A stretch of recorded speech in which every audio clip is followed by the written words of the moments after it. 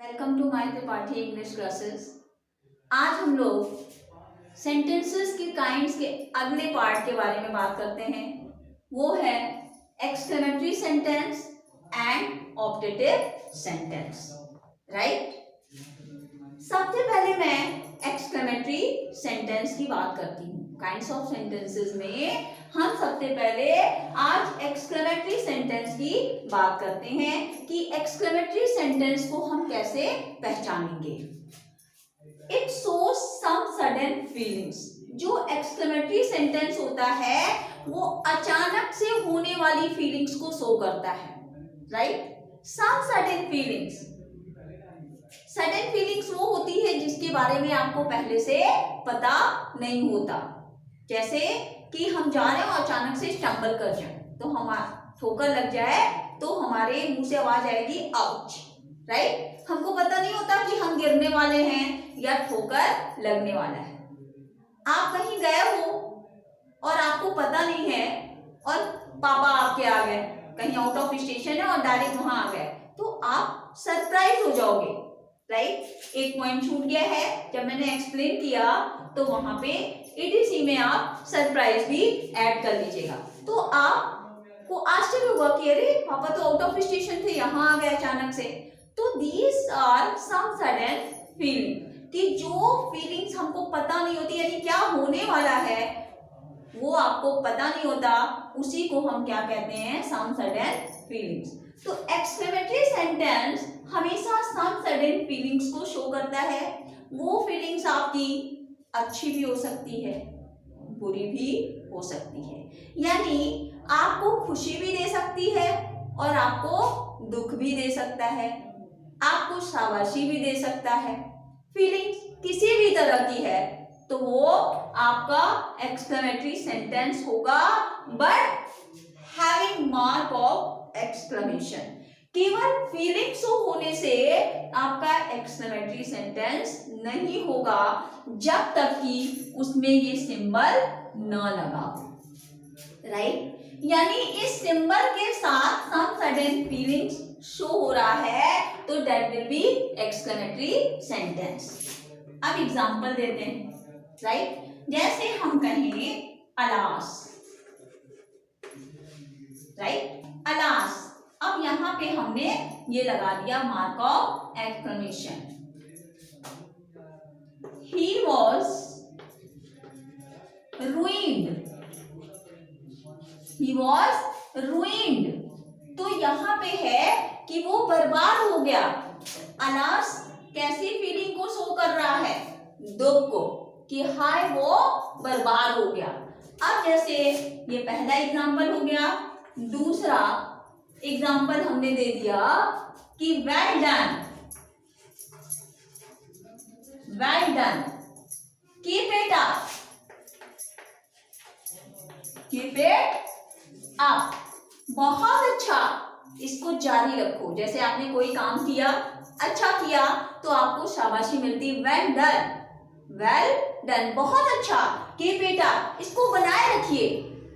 तो यहाँ पे आपकी तारीफ की जा रही है, प्रेज किया जा रहा है, तो कौन सी फीलिंग दे रही है, प्रेजिंग की, हैविंग मार्क ऑफ एक्सक्लेमेशन। तो ये कौन सा सेंटेंस हो जाएगा, एक्सक्लेमेटरी सेंटेंस। तो ये है एक्सक्लेमेटरी सेंटेंस का रिकॉग्निशन, कि जब कभी किसी सडन फीलिंग्स की बात की जाए और उसमें मार्क ऑफ एक्सक्लेमेशन लगा हो तो वो आपका कौन सा सेंटेंस होगा, एक्सक्लेमेटरी सेंटेंस होगा। ध्यान दीजिएगा, केवल मार्क ऑफ एक्सक्लेमेशन लगने से आपका एक्सक्लेमेटरी सेंटेंस नहीं होगा। क्यों? क्योंकि एक्सक्लेमेटरी सेंटेंस में ही मार्क ऑफ एक्सक्लेमेशन नहीं लगता है, ऑप्टेटिव सेंटेंस में भी लगता है। तो अगर आप ये दिमाग में रखेंगे कि जिसमें ये सिंबल होगा वही एक्सक्लेमेटरी होगा, तो आप गलत कर सकते हैं रिकॉग्निशन। क्यों? क्योंकि ये सिंबल ऑप्टेटिव सेंटेंस में भी यूज किया जाता है। इसलिए ये पूरा डेफिनेशन माइंड में रखना है कि जब कोई सडन फीलिंग शो होती है, चाहे वो खुशी की हो, तारीफ की हो, दुख का हो, और साथ में मार्क ऑफ एक्सक्लेमेशन लगा हो, तब वो आपका एक्सक्लेमेटरी सेंटेंस होगा। अब हम ऑप्टेटिव सेंटेंस की बात करते हैं कि ऑप्टेटिव सेंटेंस क्या होता है। तो अब हम ऑप्टेटिव सेंटेंस की बात कर रहे हैं कि ऑप्टेटिव सेंटेंस क्या होता है।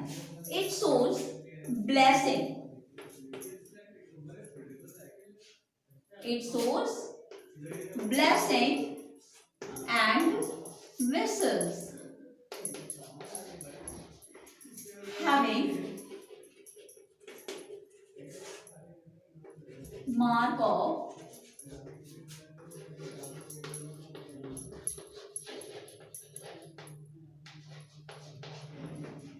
mission started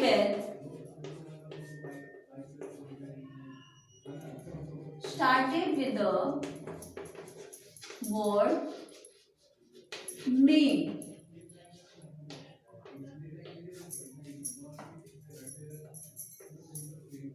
जनरली बच्चों को शॉर्ट वे में ये बताया जाता है कि जो सेंटेंस में से स्टार्ट होगा वो ऑप्टेटिव सेंटेंस होता है। तो this is the wrong definition, this is the wrong recognition. Why? क्योंकि में से आपका इंट्रोगेटिव गिविंग